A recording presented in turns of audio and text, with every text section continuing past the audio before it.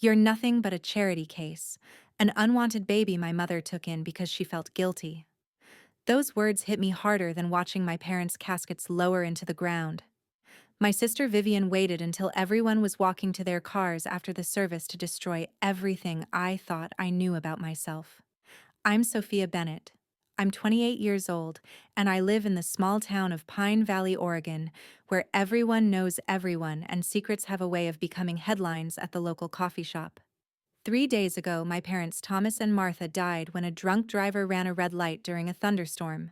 They were coming home from their 35th anniversary dinner, probably holding hands like they always did at stoplights. One moment they were here, the next they were gone. And now I was learning that maybe they were never really mine to lose. Before I continue, please hit that like button and leave a comment telling me where you're watching from and what time it is there. Thank you. The funeral reception was being held in our church's community hall, the same place where I'd had my first communion, where my Girl Scout troop used to meet, where I thought I belonged. I was standing by the coffee station stirring sugar into that terrible church coffee that somehow tastes like disappointment and furniture polish when Vivian approached with the determination of someone about to drop a bomb. She was 34, 6 years older than me, and she'd always wielded those years like a weapon. Today she looked around the room making sure Aunt Clara was across the hall with the other relatives, then started her attack. She told me Mom and Dad had hidden the truth my whole life, that I wasn't their biological child, that I was the product of Mom's mistake before she even met Dad. According to Vivian, they'd only kept me because the adoption agency had already placed me, and Mom was too embarrassed to admit she'd changed her mind. The room seemed to tilt. Several relatives were close enough to hear, and I saw Cousin Ashley already typing on her phone, probably spreading the news through our family group chat like wildfire. Vivian's face was strange, her recent Botox treatment preventing any real expression, while she delivered each revelation like a prosecutor presenting evidence.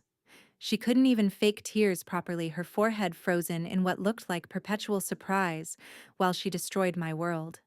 She explained how it all made sense if I just thought about it. She'd gotten ballet lessons at the expensive studio downtown while I did gymnastics at the YMCA. She'd gone to private school while I went to public. She'd gotten a car for her 16th birthday, while I got Dad's old Honda when I turned 18, and only because he'd bought himself a new truck. She'd studied abroad in London while I spent my semester working at the hardware store to help with my community college tuition. The evidence had been there all along, she said. I'd just been too naive to see it. Aunt Clara had noticed something was happening and started pushing through the crowd toward us, but Vivian wasn't finished. She pulled out a folder she'd been carrying in her designer purse, though I noticed the logo spelled Channel instead of Chanel, and waved it like a victory flag. She announced loudly enough for everyone to hear that Mom and Dad's estate was worth $4.5 million between the house Dad's hardware business and their investments. Then she delivered what she clearly thought was the killing blow.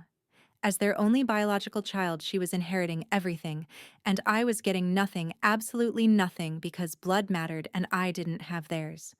The hall erupted in whispers. Aunt Clara reached us and immediately started arguing with Vivian about decency and timing, while Cousin Ashley backed Vivian up, saying everyone had suspected I was different anyway. Different, like I was some kind of imposter who'd been caught. Vivian then informed me I had 30 days to move out of the family home where I'd been living for the past 2 years, while saving money and helping Mom with her arthritis and Dad with the business. She said she was being generous, that legally she could have me out tomorrow. That night, I sat in what I'd thought was my childhood bedroom staring at photos that suddenly felt like lies. There was one on my 5th birthday, where Vivian stood perfectly centered in her pristine pink dress while I was off to the side with chocolate cake on my face, wearing something that looked obviously secondhand. Had Mom and Dad just been going through the motions?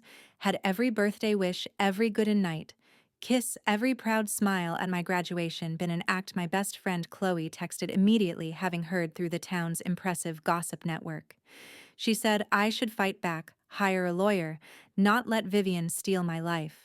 But my boyfriend Ryan called with different advice, suggesting maybe it was better to walk away, that fighting over money would make me just as ugly as Vivian was being.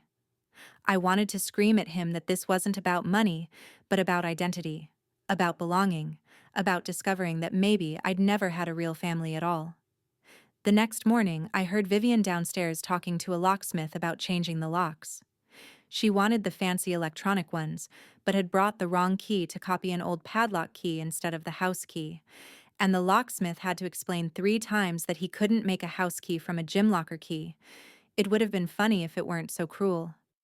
Later, she left me a formal eviction notice delivered by her husband Ethan, who couldn't meet my eyes, and mumbled an apology before practically running back to his car. The next few days passed in a blur of revelations and humiliations. I found myself examining every memory through this new lens, seeing signs everywhere I'd been too trusting to notice before. That time Dad had said, "Family isn't about blood, it's about showing up." I'd thought he was just being philosophical. Mom's insistence that I was special, that I was chosen for great things now, sounded like guilt speaking. Even the way they'd sometimes look at me with this soft sadness made sense now that I knew they were seeing someone else's child. Vivian wasted no time establishing her new reign. She'd already been to the bank trying to access Mom and Dad's accounts, though she'd been turned away pending proper documentation. She'd called Dad's business manager at the hardware store, informing him that there would be changes coming soon. She'd even started telling people around town that I'd been cut out of the will because my parents had discovered I'd been stealing from them, a complete fabrication that spread through Pine Valley like poison. Mrs. Brennan, who'd been Mom's best friend for 20 years, actually crossed the street to avoid me at the grocery store. The pharmacist, who'd known me since I was in elementary school, suddenly needed to check inventory when I came in.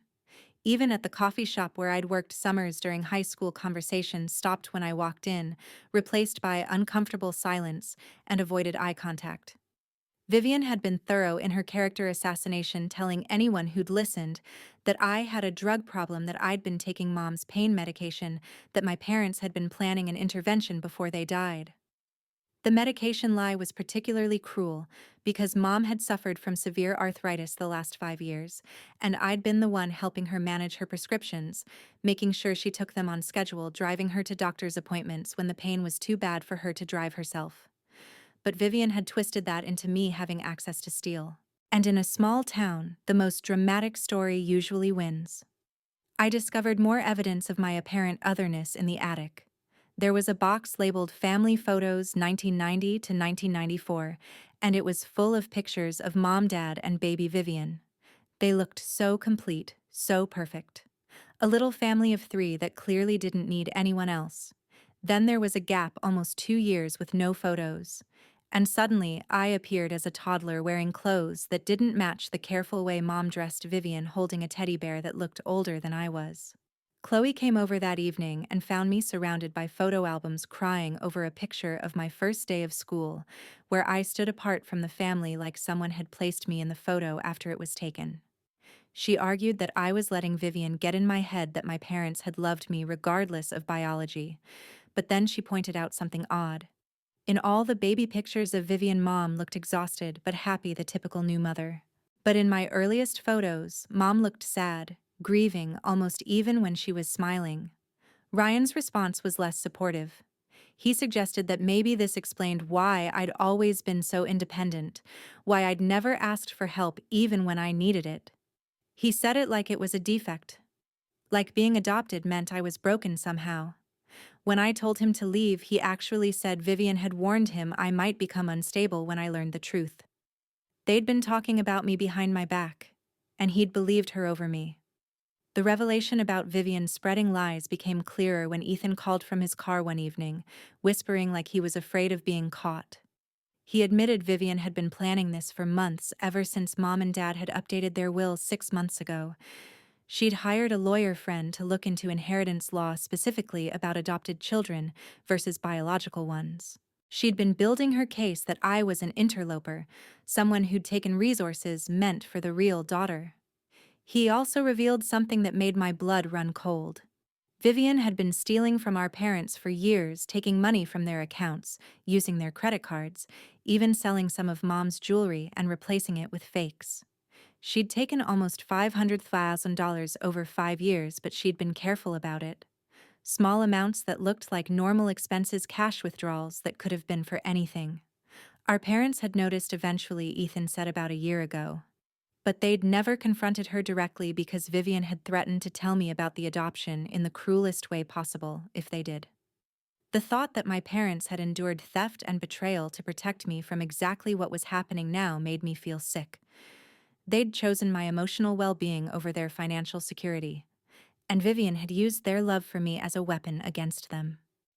3 days into my eviction notice, my phone rang at 7 in the morning with a call that changed everything. The man identified himself as Mr. Finch from Finch and Associates, my parents' attorney for the past 35 years. His voice was careful, measured, like someone who'd learned to speak in ways that couldn't be misinterpreted. He informed me that Vivian had indeed shown him a will, but there were other documents she didn't know about, documents my parents had specifically instructed him to keep confidential until after their deaths. He suggested we meet, but not at his office, as Vivian had been calling hourly with threats and had someone watching his building. Instead, he proposed the coffee shop on Elm Street at 260. Before the meeting, I remembered something Ethan had said about checking Mom's jewelry box. I found it in her closet. The painted blue flowers faded from years of handling. The bottom felt too thick, and when I pressed around the edges, a hidden compartment opened. Inside was a safe deposit key and a note in Mom's handwriting that simply said, "For Sophia, the truth matters." There was also an old padlock key that looked similar to the one Vivian had confused for a house key at the locksmith, and I realized she must have found one just like it somewhere, and assumed it was important. Vivian's campaign against me had intensified. She'd convinced cousin Ashley and 2 others to sign statements claiming they'd witnessed me asking my parents for money repeatedly, that I'd been pressuring them to change their will. Ashley owed Vivian $5,000 from a failed business venture, so her loyalty was clearly purchased. The other cousins had their own reasons involving promises Vivian had made about the estate. The worst part was when she accidentally sent a text meant for Ashley to the entire family WhatsApp group. It read, "Remember, if anyone asks, Sophia has been unstable for years. I've already told the lawyers she's been stealing. Once the house sells, you'll get your money plus extra for helping. Mom always said Sophia was a mistake we had to live with, and now we can finally fix that mistake." The family explosion was immediate. Aunt Clara posted screenshots to Facebook with a scathing commentary about greed and disgrace. Uncle Jerry called Vivian directly and told her she was no longer welcome at family gatherings. Several cousins left the group chat in protest. Vivian tried to claim her phone had been hacked, but the damage was done. Her own greed had exposed her. At the coffee shop, Mr. Finch was waiting in a corner booth with a thick folder. He looked like every old-fashioned lawyer from every movie, complete with wire-rimmed glasses and a suit that had probably been in style when he bought it in 1995. But his eyes were sharp, and when he started talking, I realized my parents had chosen their protector. Well, he began with a story from 35 years ago. My father's younger sister Ilara had been 17 and pregnant. The father had vanished the moment she told him, and Ilara herself was sick with a heart condition that made the pregnancy dangerous. My parents, newly married and trying for their own child, had taken Ilara in. She lived with them throughout the pregnancy, and they'd promised to raise her baby as their own if anything happened to her. Ilara died within hours of giving birth to me. She'd lived just long enough to name me Sophia after our grandmother, and to make my parents promise I'd always know I was loved. The adoption had been legal and formal, making me their daughter in every way that mattered. But here was the twist that changed everything. Vivian wasn't their biological child either. She'd been adopted at age 2 from Dad's cousin who couldn't care for her. She'd known this truth since she turned 17, and she'd used it as leverage against our parents ever since. Mr. Finch pulled out a document that made my hands shake. 20 years ago, when I was 10 and Vivian had started her blackmail, my parents had created a trust. They'd placed almost everything in it: the house, the business, the investments, everything except about $50,000 in checking accounts. The will Vivian had been waving around only covered what wasn't in the trust. And the trust had one beneficiary: me. If you're still listening to my story, I want to thank you again for being here with me through this. Please consider subscribing to the channel and hitting that like button. It genuinely helps more than you know, and your support during this difficult time means everything. Mr. Finch explained that my parents had documented everything over the years. Every forged check Vivian had written, every credit card she'd opened in their names, every piece of Mom's jewelry she'd stolen and replaced with fakes. They'd kept receipts, bank statements, photos of the fake jewelry next to appraisals of the real pieces. They'd built an airtight case but never used it because they still loved Vivian despite everything. Still hoped she might change. The $500,000 she'd stolen had come in waves. First, it was small amounts, a few hundred here and there, that they attributed to their own forgetfulness. Then it escalated to thousands at a time, always with some excuse when questioned. Vivian would claim she'd paid for things they'd asked for, house repairs that never happened, medical bills that didn't exist. By the time they realized the full scope, she was taking tens of thousands. And when they tried to confront her, she threatened to destroy me with the truth about my adoption. Ethan had seen some of this documentation 2 weeks ago when Vivian dragged him to Finch's office, trying to intimidate the lawyer into giving her everything immediately. While Vivian was screaming about her rights, Ethan had noticed papers on Finch's desk about the trust. He'd taken a photo when she wasn't looking, which is why he tried to warn me, though he was too scared of his wife to be more direct. Finch scheduled an official will reading at the courthouse for the following week. He warned me that Vivian would likely escalate when she learned about the trust. But my parents had been specific in their instructions. They wanted the truth revealed publicly in front of witnesses so there could be no question about their intentions or their love for me. The safe deposit box I opened that afternoon contained everything Finch had described and more. There were letters from Alara, including one to her future child, to me, saying she was sorry she couldn't be there, but she was leaving me with the best parents in the world.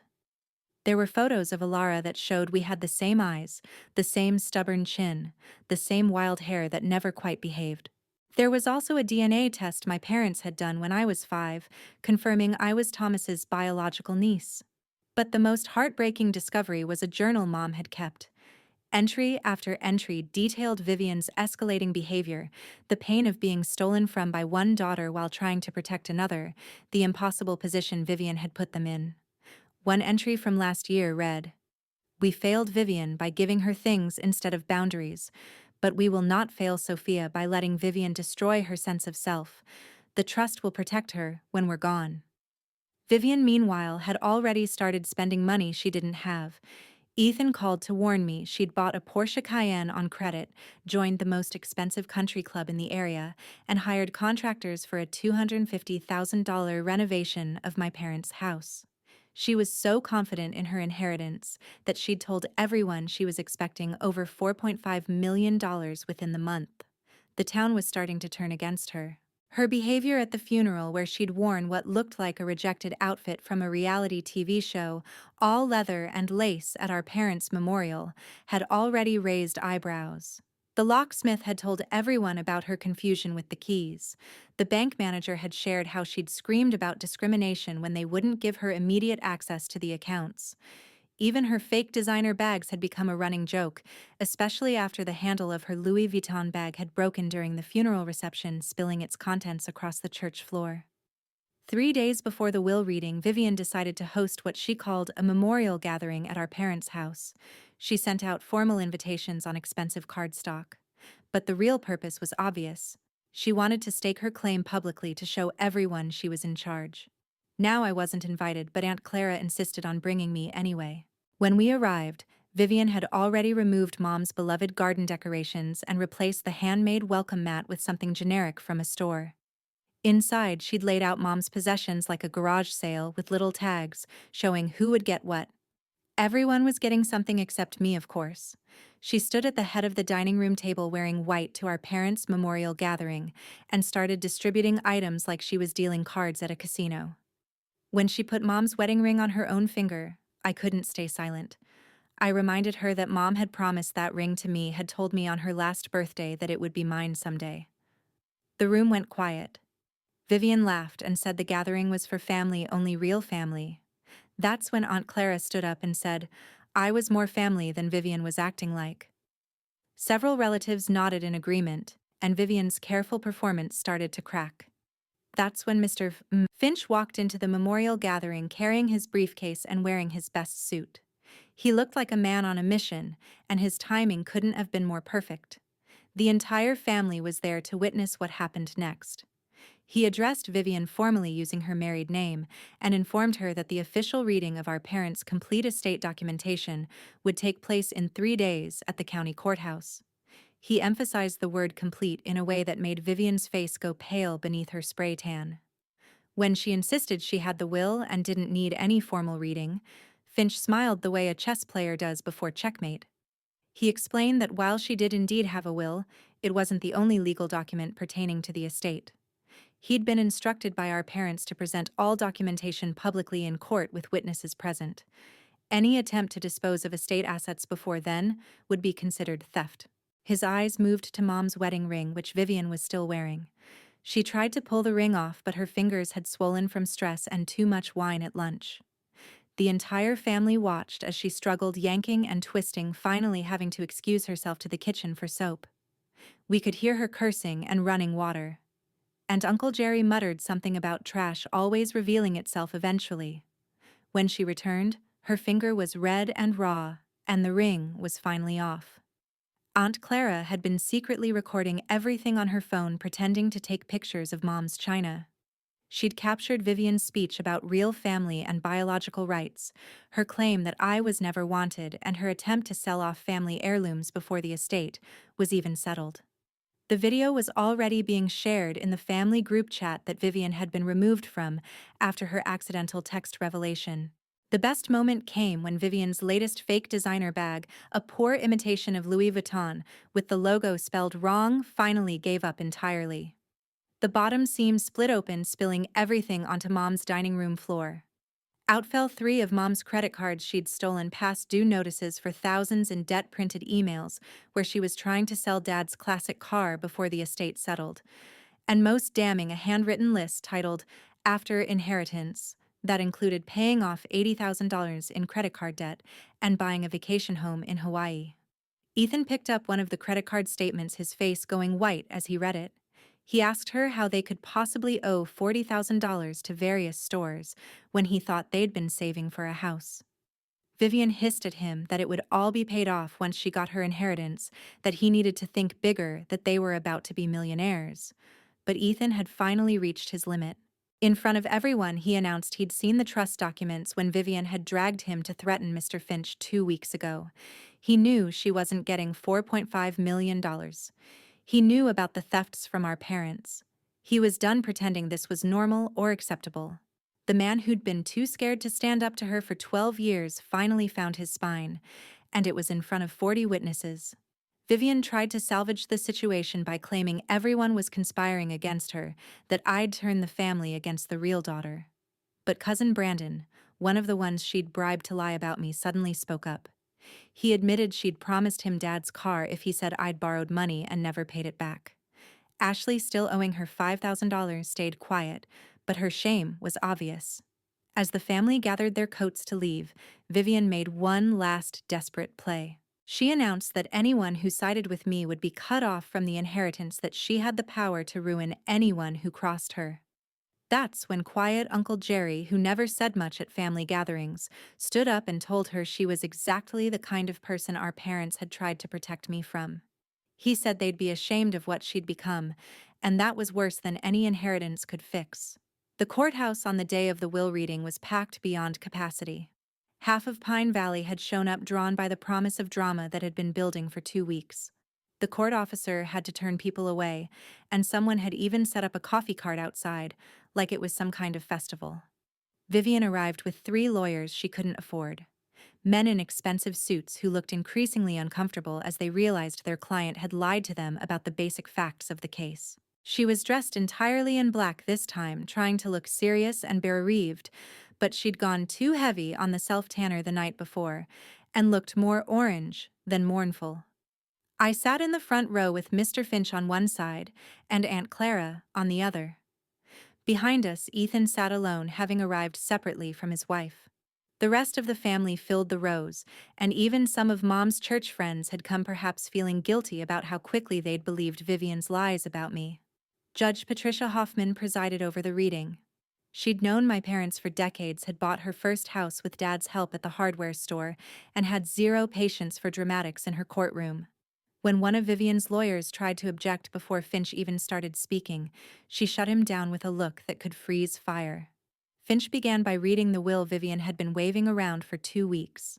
It was real, properly executed 5 years ago, and it did leave $75,000 to Vivian along with some small charitable donations. Vivian smirked, thinking this validated everything she'd been saying, but Finch wasn't done. He pulled out a thick document and explained that 20 years ago our parents had established the Thomas and Martha Bennett Family Trust. This trust contained the family home, the hardware business, all investment accounts, and approximately $4.5 million in total assets. The will only governed assets not already in the trust, which amounted to the $50,000 and some personal effects. Vivian's lawyers immediately started objecting, saying they hadn't been informed of any trust. Finch pointed out that it was public record filed with the court 20 years ago, and any competent attorney would have discovered it with even basic due diligence.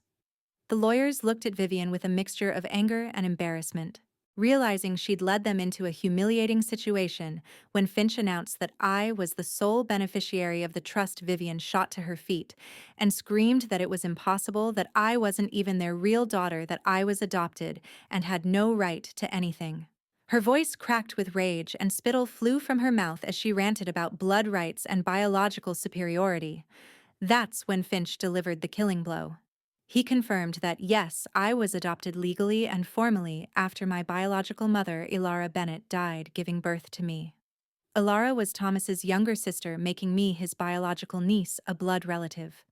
But Vivian, she was also adopted, taken in at age 2, when her biological mother, Thomas's cousin Isabel, couldn't care for her. The difference was that Vivian had known about her adoption for 17 years, since our parents told her when she turned 17. The courtroom erupted. Vivian stood frozen, her mouth open, unable to speak.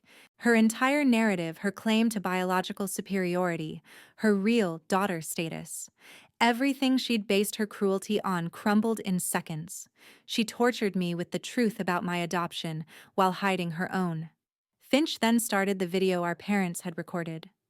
Mom appeared on the screen looking directly at the camera, and even though I'd watched it once already in the safety deposit box, seeing her again made me cry. She spoke about how they'd loved both of us, how they'd tried to give Vivian everything she demanded, hoping to fill whatever hole was in her heart, but how the thefts had started 5 years ago and escalated beyond forgiveness. Dad's part was harder to watch. He detailed finding forged checks, discovering credit cards in his name he'd never applied for, realizing Vivian had sold Mom's mother's jewelry and replaced it with fakes. He showed receipts, bank statements, photos, comparing real jewelry to the replacement's $500,000 over 5 years, taken by the daughter they'd raised, while they protected the daughter they'd chosen from the truth being weaponized against her. The video continued with Mom explaining the most painful part. She said Vivian had discovered the truth about my adoption through snooping in their papers when I was 10. She'd immediately used it as blackmail, threatening to tell me in the cruelest way possible unless they paid for her private college, bought her cars, funded her lifestyle. Every inequality in our childhoods that I'd wondered about had been extortion. They'd created the trust that same year when I was 10, and Vivian was 16, specifically to protect my inheritance from her greed. They'd known even then that she would try to take everything if given the chance. The lawyer who'd helped them set it up had warned them to tell me the truth, but they'd wanted to preserve my innocence, to let me have a childhood free from the knowledge that my sister saw me as an interloper. But the most shocking revelation was about the theft. Dad explained that they'd actually noticed the stealing much earlier than 5 years ago. Small amounts had been disappearing for a decade, but they'd made excuses, attributed it to their own forgetfulness. It was only when Vivian got greedier, taking thousands at a time, that they'd been forced to acknowledge what was happening. They documented everything but never pressed charges because they still loved her, still hoped she might change. The video showed Mom holding up a box of evidence. Every forged check, every fraudulent credit card statement, every fake piece of jewelry, every receipt for things Vivian had bought with stolen money. They'd kept it all not for revenge, but for protection. They knew that someday the truth would have to come out, and they wanted me protected when it did. The final part of the video was them speaking directly to me. Dad said I was never a mistake, never unwanted, never second best. Alara had been Mom's best friend before becoming her sister-in-law. And they loved me even before I was born. When Alara died, they didn't see it as taking on a burden, but as receiving a gift, the daughter they'd been praying for. Mom's last words on the video were the ones that broke me completely. She looked at the camera and said that blood might make you related, but choice makes you family. And they'd chosen me every day for 28 years and would choose me again in whatever came after. She said the trust wasn't about money, but about protection, ensuring that their chosen daughter was safe from the one who'd chosen greed over gratitude. When the video ended, the courtroom was silent except for muffled crying. Even Judge Hoffman was wiping her eyes. The only person not crying was Vivian, though not for lack of trying. The Botox had frozen her face so completely that she couldn't even produce tears properly, making her look even more inhuman in that moment of exposure. Vivian's lawyers were already packing their briefcases, realizing they'd been brought here under false pretenses.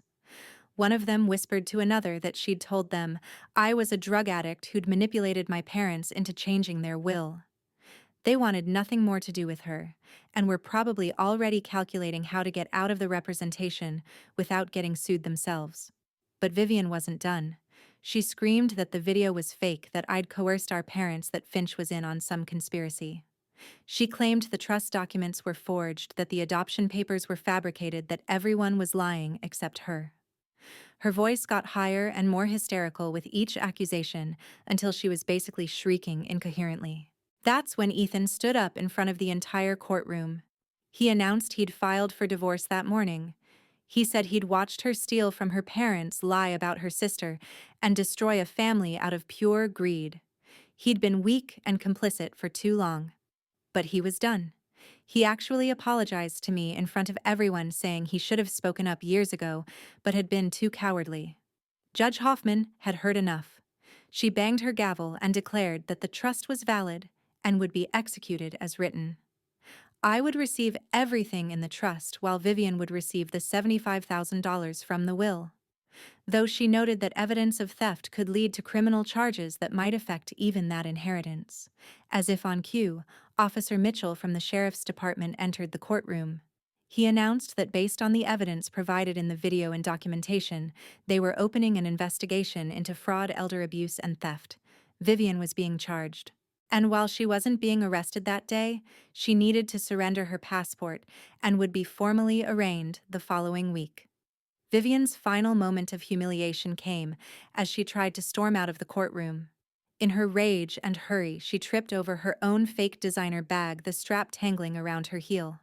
She went down hard, and when she hit the floor, her self-tanner left an orange smear on the white courthouse tiles. Someone took a photo that would circulate around Pine Valley for months with various captions about karma and falling from grace. 6 months have passed since that day in the courthouse, and life in Pine Valley has found a new rhythm. I'm living in my parents' house. Our house now, though it still feels strange to think of it as mine alone.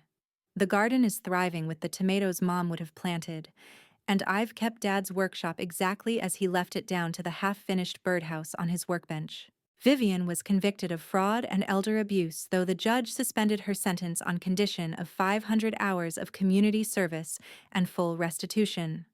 The $75,000 from the will went straight to legal fees, leaving her with nothing. The Porsche Cayenne was repossessed within a week. The country club membership connelled, and all those credit cards she'd maxed out expecting millions were now her problem alone.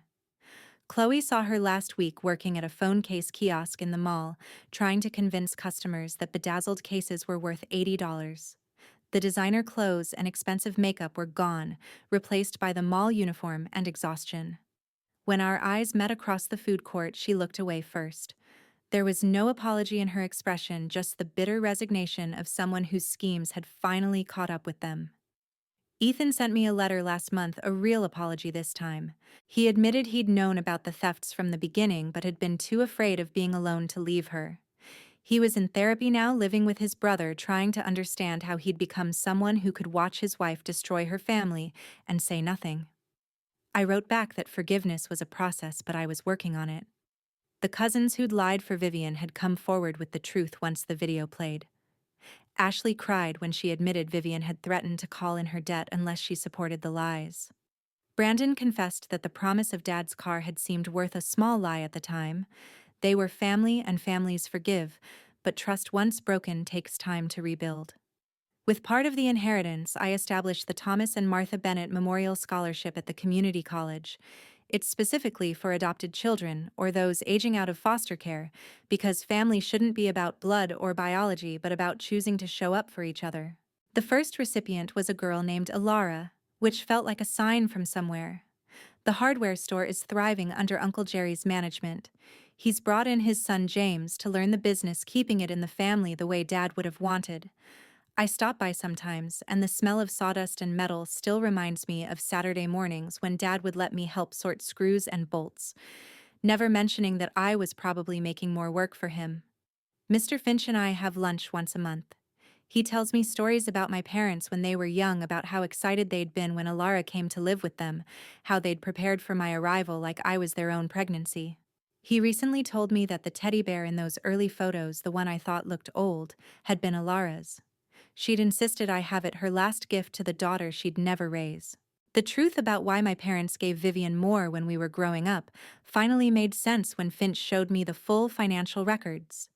Every expensive thing Vivian had received, the private school, the car, the trips, had been paid for with money from her biological family. Isabel's parents, feeling guilty about their daughter abandoning Vivian, had sent money for years. My parents had never touched it, saving it all for Vivian's expenses. They'd been scrupulously fair, even when it looked unfair. Aunt Clara has become my closest confidant. She told me she'd been there when I was born, in the middle of that snowstorm, with Dad helping deliver me because the roads were impassable. She'd held Alara's hand while Alara held me for the only time, just long enough to whisper my name and make everyone promise I'd always know I was loved. Clara had kept that promise in her heart for 28 years. Last week I was planting bulbs for spring when I found myself talking to my parents, telling them about the scholarship recipients, about the store, about how their tomatoes had won first place at the county fair. I told them about seeing Vivian at the mall and feeling not anger, but pity. She'd had everything: parents who loved her, a sister who admired her, a husband who supported her, and she'd thrown it all away for money that was never really hers. The last time I saw her was yesterday at the grocery store. She was buying generic brands and counting change, the woman who'd once spent $40,000 she didn't have on credit cards. Our eyes met over the produce section, and for a moment, I saw something that might have been regret. But then she turned away, and I realized some people never learn that wealth isn't about what's in your bank account, but about who shows up when you need them. Standing in Mom's garden now, watching the sunset over the Oregon hills, I think about what family really means. It's not DNA or blood tests or birth certificates. It's Dad teaching me to use a level even though I was too young to really help. It's Mom saving for months to buy me the prom dress I wanted, even though Vivian's extortion meant money was tight. It's Aunt Clara keeping a secret for decades to protect me. It's even Mr. Finch, who could have retired years ago but stayed on because he'd promised my parents he'd see their wishes through. Vivian might have been right about one thing. I was adopted. But she was wrong about everything else. I wasn't a mistake or a charity case or an interloper.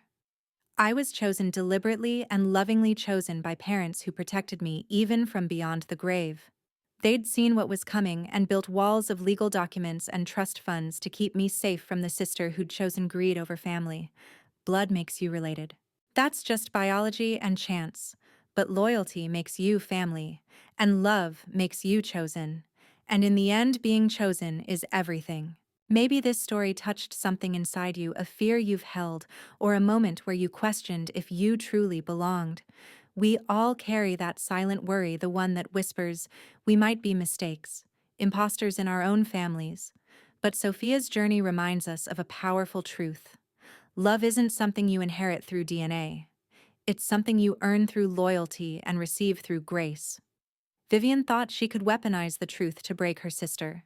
She believed that blood was the only currency that mattered in a family, but she was wrong. The real currency of family is sacrifice, the kind Sophia's parents made silently for years, protecting her from a painful truth while enduring theft and betrayal themselves. They didn't just adopt Sophia, they chose her again and again every single day. And isn't that what we all crave, to be chosen? Not because someone had to, but because they wanted to. This story also exposes the fragility of greed. Vivian spent her life building a facade of superiority, thinking she was owed the world because of her real daughter status. In the end, that entitlement was her undoing. She tripped over her own lies, literally and figuratively, while Sophia stood tall, supported by the very truth Vivian tried to use as a weapon. It's a reminder that justice might be slow appearing in the form of an old lawyer with a thick folder and a calm demeanor, but it is thorough. The parents' video in the courtroom wasn't just evidence, it was a final act of parenting, a way to hold their daughter's hand from beyond the grave and say, "We've got you." If this story resonated with you, if you've ever felt like an outsider or found family in unexpected places, share your thoughts in the comments. Have you ever discovered a secret that changed how you saw your past? Did it break you, or did it make you stronger? Your stories are the soul of this community. And please tell me where you're watching from, whether it's a quiet town like Pine Valley or a bustling city across the ocean. I read every comment, and knowing you're out there listening gives me the inspiration to find and tell more stories of resilience, justice, and the enduring power of chosen love. Thank you for spending your time with me today. Remember, blood may connect you to people, but love connects you to family. Until next time, take care of yourselves and each other.